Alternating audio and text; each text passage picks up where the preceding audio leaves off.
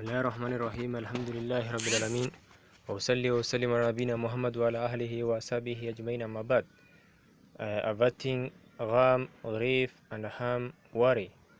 Ghamm occurs due to misfortunes that happen in the past, while harm occurs due to an expected misfortune in the future. When someone has the feeling of grief in regard to his past sin, his grief will benefit him because he is rewarded for it. Whoever worries about a good deed he wishes to do, his worry will benefit him as well. However, if someone grieves for something that he missed from this world, then he should know that the missed thing will not return, and that grief harms. So especially is adding harm to harm, as I've mentioned in the previous chapter. As a resolute person should protect himself from what brings about grief, and that is losing an object he loves. Therefore, whoever has many objects that he loves, his grief increases, and whoever decreases his object of love, his grief decreases. Accordingly, someone may say, when I have no object of love, I also still have grief. We affirm this, but we say to him, your grief over not having a loved one is not even a tenth of the grief experienced by the one who has lost a loved one. Have you not noticed that the one who does not have a child lives in a grief, but not as much as the one who lost his child? Moreover, when a person becomes accustomed to what he loves and enjoys it for a long period of time, it takes over his heart. Therefore, when he loses it, he will feel the bitterness of his loss, which will be greater than all the satisfaction he had during his lifetime. This is because the loved one is corresponding to the self, just as held correspond to it, which causes the self not to find satisfaction except in it. For its absence disturbs it.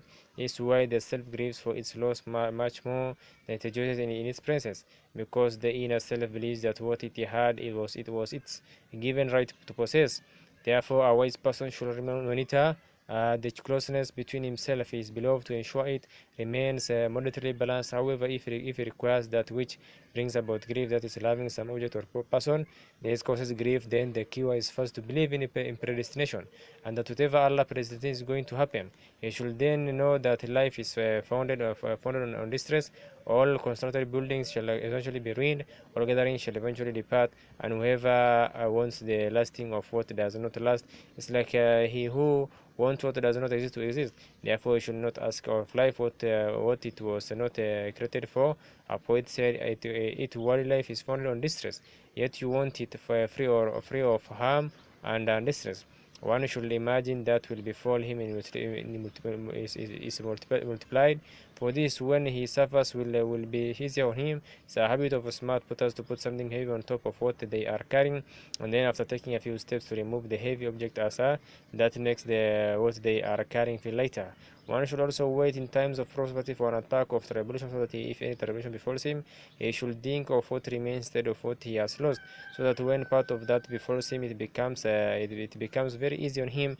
As when someone loses some money, so he counts what remains and then considers the remaining as a profit.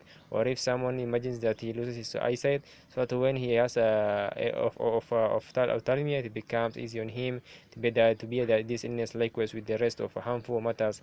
A poet said, the prudent imagines on himself his tribulations before they befall him. If they suddenly befall him, they do not surprise him, because he had already imagined them, and the ignorant trust the days, and he forget the device of those who came before him. So when trials of times to surprise him with some trials, he becomes lost.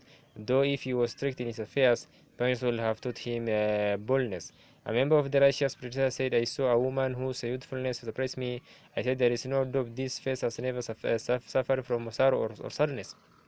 He said, do not say that, for I do not know anyone who has suffered from what I have suffered.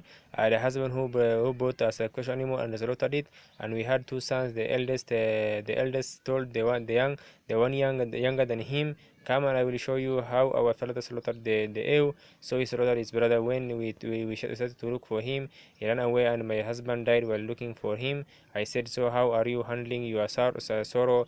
She said, if I could find aid in sorrow, I would have employed it.